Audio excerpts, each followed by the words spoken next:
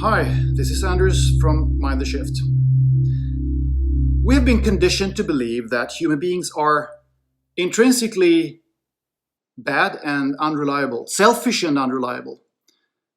But the interesting thing is that we all feel, I think, that that doesn't really go for ourselves. Take the example of universal basic income. When you talk about that concept, many people will say, oh, it's never going to work. People won't, they just simply can't handle it. They're just going to squander the money. But then you might get the question yourself, what about you? Would you squander the money? Oh, no. I wouldn't do that, of course. I have all these dreams that I want to fulfill. And what about your friends and family? Would they squander it? No. Of course not. They're reliable people. I know them. So you get my point. It's always somebody else. It's always the others that can't handle this.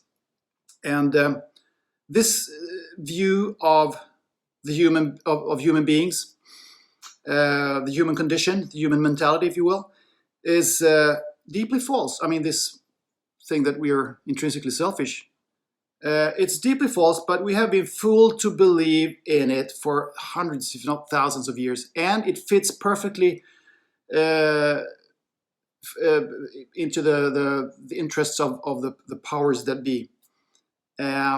Because then leaders, rulers can always say that we need regulation, we need control, we need top-down governing. Otherwise, it's going to be chaos out there.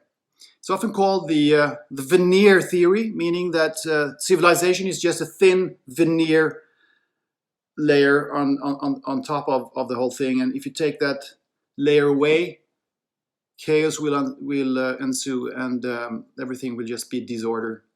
So that's why leaders can feel comfortable in kind of telling people all the time in different forms that you need to be controlled. And the media follows willingly, runs the errands of the powers. This thought that people are intrinsically bad, and if we don't protect ourselves from our own potential destructivity, disaster waits. That makes immensely more juicy headlines than that other thought that, most people do good things and behave respectfully and lovingly towards others and can handle setbacks in a tranquil and rational manner. Doesn't make headlines, but it is the reality. That's how it is. I think it was Marco Missinato who said in episode 36 of Mind the Shift that when you see clearly, you can see that this world that we're living in is this matrix, if you will, is backwards. It's wired and presented. Things are wired and presented the wrong way around. And the more I think of that, the more I think that he's right, actually. At least to some extent there.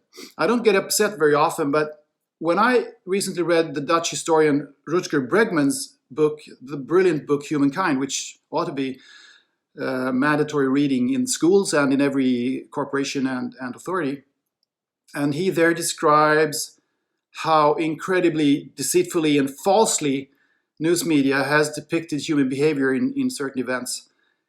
It really upset me, and I felt sad. I mean, enough already. The COVID pandemic is an excellent example of how this false narrative about human beings is used to pitch groups against each other, and how rulers, as we all have seen, utilize fear to impose strict regulations. Well, they wouldn't, of course, say that they're utilizing fear, but it's a lot easier to control people that are scared, of course, than who can see clearly and think for themselves. And the headlines scream all the time.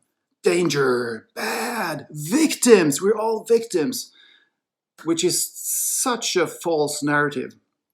And I'm getting sick and tired of it, actually. I'm also getting a little bit fed up with these New Year's retrospective summaries, these looks in the rear mirror, because nothing is ever going to be the way it was. And we're constantly creating our reality, our world, and the only constant is that everything is changing. And that's how the universe works, and that's the beauty of life. So let us give ourselves this promise this New Year's, or yes, the promise that we will keep the following sentence in our hearts and have as the truth, namely, we are not the victims of our history, we are the masters of our destiny. Now, this latter little aphorism I took from John DeMartini, another one of all those beautiful truth seekers out there, whom I have, of course, tried to get on the show, or sorry, I will try to get on the show. Seems like a very, very interesting person to talk to. And I have, of course, tried to get Rutger Bregman on the show, but so far it's a no. But the good news is that I am working on a solo show that is inspired by his book, Humankind. So, and there are so many other inspiring souls out there that I want to talk to. Season 2 is coming up now. As you know, I've had this Christmas break for a couple of weeks, but soon Season 2 will kick off. And not only that, my friend Lars is helping me to create a website, which I'm also excited about launching soon. I don't know exactly when, but I think it's going to be in January anyway. So this is all very, very much fun and fantastic to be doing in these crazy times. So, and I also must say that you, my dear listeners, you are my co-creators in this. I love you. Happy New Year. Happy New Year now. See you in 2021.